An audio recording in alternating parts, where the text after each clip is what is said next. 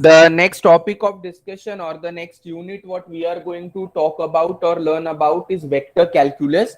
Why we are labeling it as vector calculus 1 and the other part will be vector calculus 2, because in calculus we always know that we will be discussing about the differentiation as well as the integration, right? So calculus forms the main important portion of the branch of science, that is mathematics. So in calculus, whenever we talk about a function or a limit of function, then extending it to the continuity, derivative, and then antiderivative is nothing but the integration.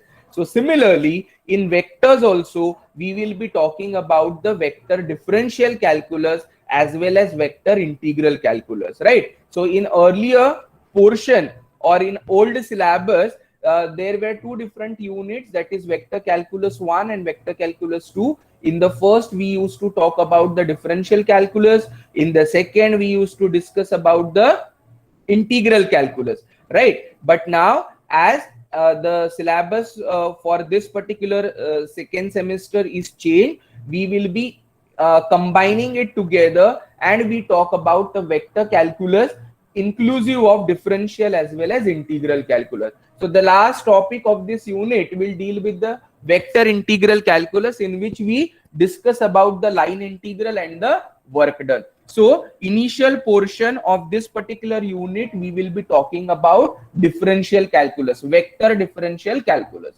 Now you must have heard about this particular physical quantities, say or call it a scalar or vector.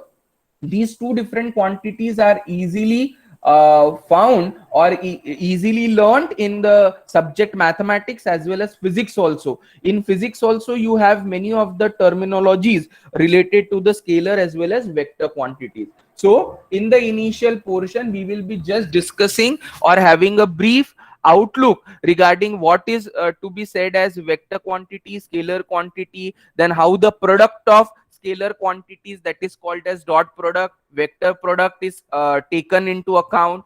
Then see, for taking down the product, at least two quantities should be there. We extend it for the three vectors, then we extend it for the four vectors.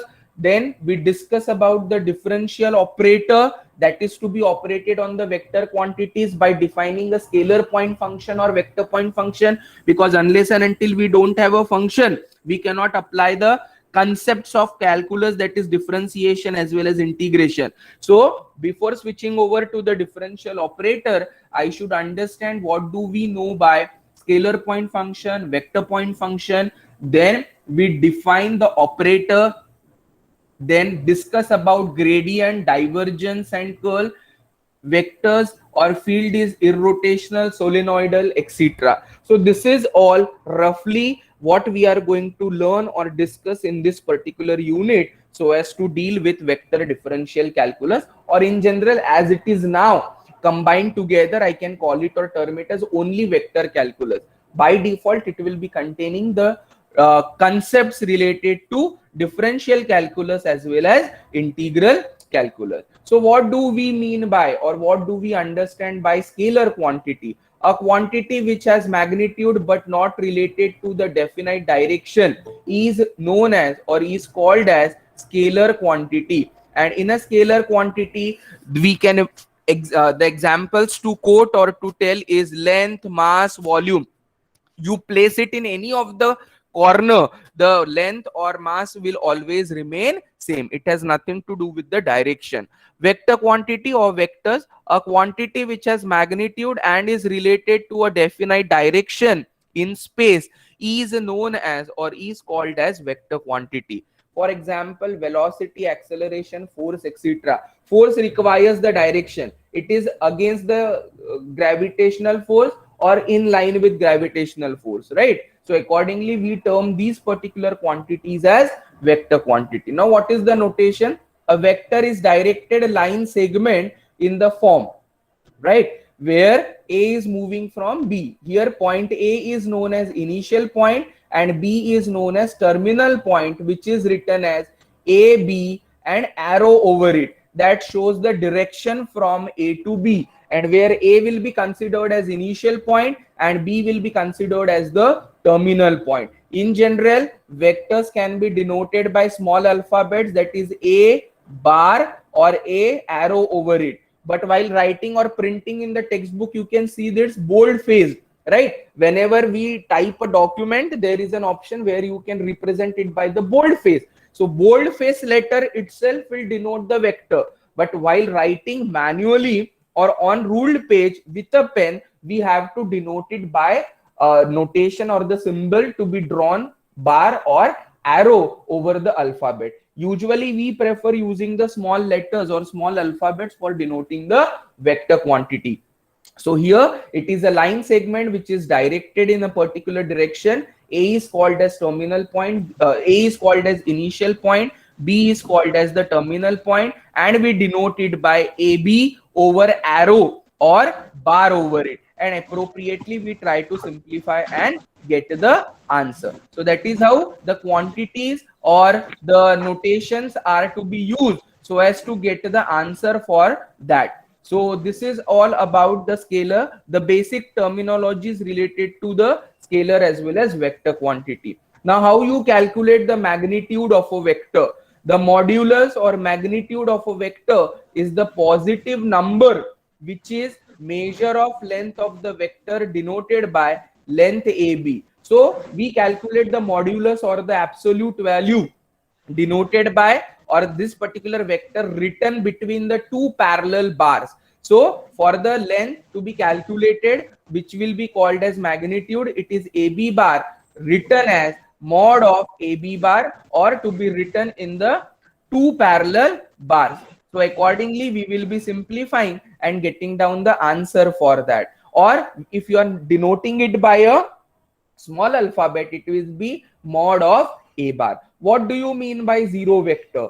A vector of zero magnitude which can have no direction associated with it is called null vector or the zero vector. The value of that vector is zero. So vector of zero magnitude, its magnitude is zero. That means mod of that particular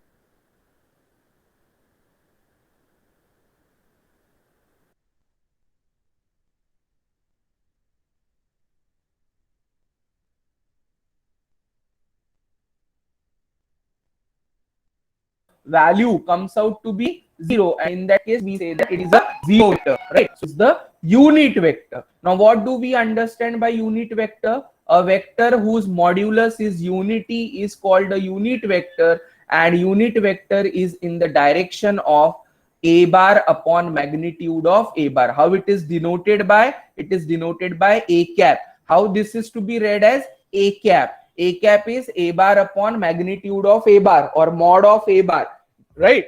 So accordingly, we will be having the value as 1 and its modulus is coming out as 1. So therefore, a vector whose modulus is unity is called unit vector, and it is to be calculated in the direction of itself, that is A cap is equal to A bar upon magnitude of A bar. And this is how we try to simplify and get the answer for the definition or for the value of the unit vector, right? So accordingly, we will be simplifying, or we try to learn about the definition of vector quantity, how to calculate the magnitude of the vector, what is called as zero vector, what is called as unit vector. Now certain binary operations or certain operations can be performed on these particular vector quantities. So basically, more in usual practice, we discuss about the product of two quantities. See, whenever I am taking the product, there should be existence of the two quantities, and usually we consider them as a vector quantities. So we now first try to learn about the scalar or dot product. The scalar product of two vectors A bar and B bar. See, whenever I am saying vector, it should be written in the small alphabet over a bar, right? So bar should be drawn over that particular alphabet or the symbol, or you can use it arrow also. But in usual practice, we more deal with the bar because it is very easy to denote and symbolize. So scalar product of two vectors A bar and B bar, which are inclined at an angle theta, is defined as A bar dot B bar. the dot product or the scalar product is denoted by dot between the two vectors a bar and b bar, which is given by mod of a bar into mod of b bar cos theta, which is ab cos theta. So how the scalar product or the dot product is given by a bar dot b bar is equal to ab cos theta. What is theta? Theta is the angle measured between the two vectors a bar as well as b bar. Note, the two non-zero vectors are perpendicular if and only if their scalar product is zero. If the scalar product comes out to be zero, we say that two non-zero vectors are perpendicular. Why perpendicular? Because angle between them in that case theta will be 90. Cos 90 is 0, sin 90 is 1, and therefore whenever we consider with the two vectors as perpendicular, their dot product is surely going to be 0, provided the vectors themselves are non-zero vectors. It is commutative. Commutative property means you multiply in any of the sequence or the order, still you get the same answer. So accordingly here also a bar dot b bar shall be equal to a b bar dot a bar. Either you multiply 2 into 3 or you multiply 3 into 2, one and the same thing. So in multiplication also this commutative property holds. In addition also the commutative property holds. Likewise, for the scalar or the dot product, commutative property holds, that is a bar dot b bar is equal to b bar dot a bar. Suppose we are decomposing a vector into its components. Now what is this called as? This particular expression is called as expressing a vector into its decomposition form, or in a sense of unit vectors. Now what are these I bar, j bar and k bar? It is with respect to the coordinate axis in the direction of x-axis, y-axis and z-axis. The unit vectors are moving in that particular direction. So it is the notation you must have came across earlier also or prior to that, when I bar, j bar and k bar are considered as the unit vectors in the direction of the coordinate axis. Coordinate axes are taken when you have the components as a1, a2, a3 as x, y and z. So if I am able to decompose a vector into its component form, that is a bar is equal to a1 I bar plus a2 j bar plus a3 k bar, and b bar is equal to b1 I bar plus b2 j bar plus b3 k bar, then the dot product of the two, that is a bar dot b bar, is a1 b1 plus a2 b2 plus a3 b3. Why? Because I dot I is 1, j dot j is 1, k dot k is 1, I dot j is 0, I dot k is 0, j dot k is 0, etc. Why? Because these are nothing but the unit vectors, right? And which are defined, well defined in the appropriate direction of the coordinate axis. So majorly whenever we try to calculate the scalar product or the dot product, we usually deal with the vector decomposition. That means decomposing it into the components form, right? So here the reason is also mentioned. I, j and k are unit vectors in the positive direction of coordinate axis, which are mutually perpendicular. I hope all the coordinate axes are perpendicular to each other. I dot I is 1, j dot j is 1, k dot k is 1, I dot j, j dot k, k dot I will be 0, and therefore only we need to take the coefficients of the same unit vectors in the product form, add them together, and that is how we try to simplify, right?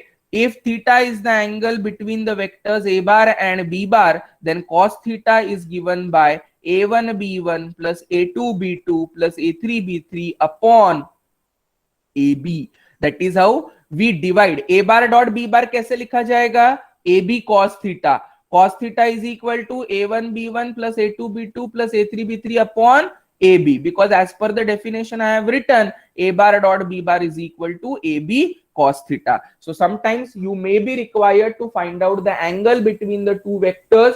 Then we try to usually take the scalar product or the dot product and find out angle cos theta is equal to a1 b1 plus a2 b2 plus a3 b3 upon ab. Theta will be cos inverse of that particular value. So this is all preliminary rough background what you are all aware of. Similarly, when I am discussing about the scalar product or the dot product, we discuss or deal with the vector, or which is also called as cross product. So let a bar cross will itself, the name itself implies that there will be a symbol or the notation used in the form of cross. In the dot product, it was denoted by the dot between the two vectors.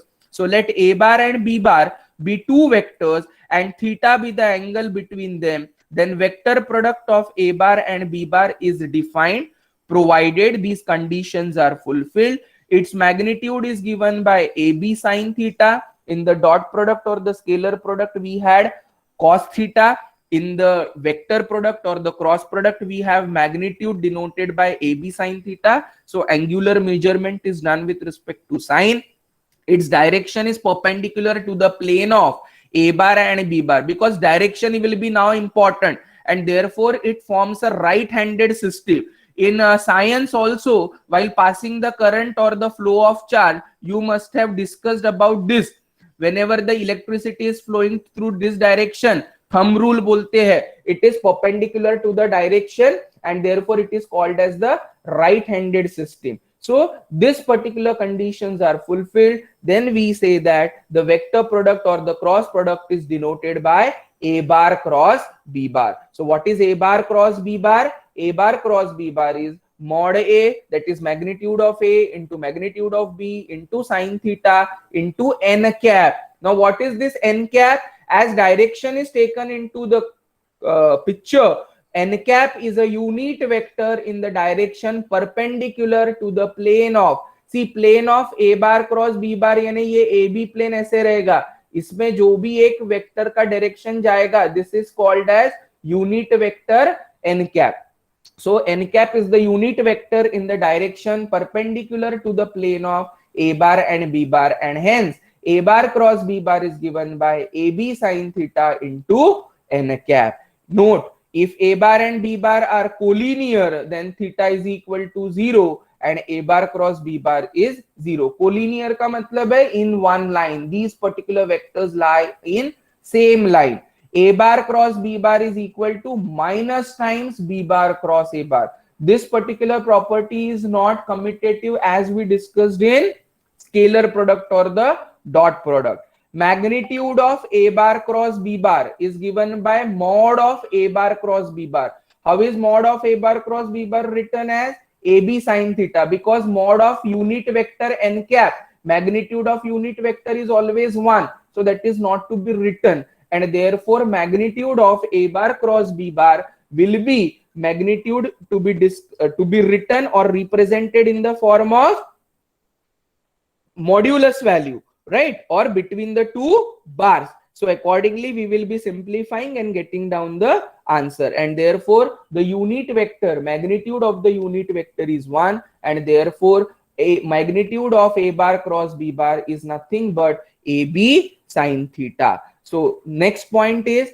if I, j and k are unit vectors in the positive direction of coordinate axis, then I cross I, j cross j, k cross k is 0. It is completely reverse.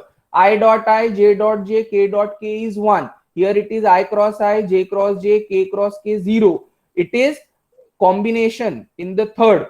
I cross j is k, j cross k is I, k cross I is j, and that is how we try to simplify and get the answer. If the vectors are written in the component form, that is a bar is a1 I bar plus a2 j bar plus a3 k bar, and b bar is b1 I bar plus b2 j bar plus b3 k bar, then a bar cross b bar is nothing but determinant I, j, k, component coefficients a1, a2, a3, b1, b2, b3. See, after solving the determinant, your answer will still contain I, j, k. So any vector quantity is expressed in its component form containing I, j and k, and therefore vector product or cross product of two vectors a bar cross b bar will be simplified with the form of the determinant, but still it will contain unit vectors in it as I, j and k. Scalar product is a constant quantity because it is taken as a dot. a1 b1 constant coefficients रहेंगे, उनका product constant quantity रहेगा. Vector product में उसका answer constant value या fixed value नहीं रह सकता, because it will contain the unit vectors as I, J and K. So this is how we try to simplify the vector product of three vectors, right?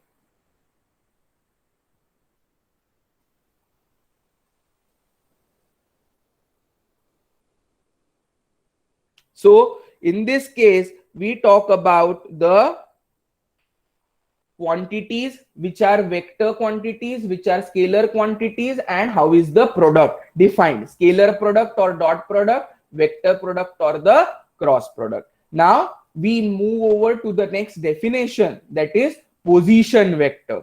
So how the position vector is defined by, see, I told you that in the initial we discussed about that A is nothing but the initial point and B is nothing but the terminal point, and we denote the vector in this particular direction. So whenever the initial point is considered as origin, which is fixed, then with reference to that we try to calculate or denote the vectors in any of the direction which is given by or denoted by small a bar, b bar, r or c bar, right? So usually r bar is denoted by the position vector. In general, the notation is, so from the figure, O is nothing but the fixed point, which is the reference point. This particular vector is moving in the direction of A. This particular vector is moving in the direction of B. This particular vector is moving in the direction of C. So distance OA bar is nothing but your vector A bar. Distance OB bar is nothing but your vector B bar. Likewise, we try to define the position vector. So whenever I will be talking about the word position vector, it is by default that it is taken with reference to origin, or the initial point is nothing but the origin. If O is a fixed point and A is any point in space, then the vector OA bar is called position vector of point A with reference to the point O, where point O is called the origin of reference or simply the origin, which is denoted by position vector of A. Similarly, OB bar is equal to B bar and OC bar is equal to C bar. Now, how can be the combination of these vectors written as? So, linear combination of vectors. If A bar and B bar are two non-collinear vectors and x comma y are any scalars, then the vector x a bar plus y b bar is called linear combination of vectors. Scalar multiplied by vector plus another scalar multiplied by the second vector. Now, why I have taken the notation of scalars as x and y? Because vectors themselves are denoted by a bar as well as b bar. So, how the linear combination can be done? Addition or the subtraction. Now, subtraction में क्या रहेगा? Vector will be having minus sign. And what does the negative sign in the vector denote? The direction is in the opposite side way, right? And therefore, if I have to write it as x a bar minus y b bar, it will be minus b bar. Minus b bar will suggest or give us the hint that direction of the vector is opposite. So therefore, this particular expression or the quantity x a bar plus y b bar is called the linear combination of vectors.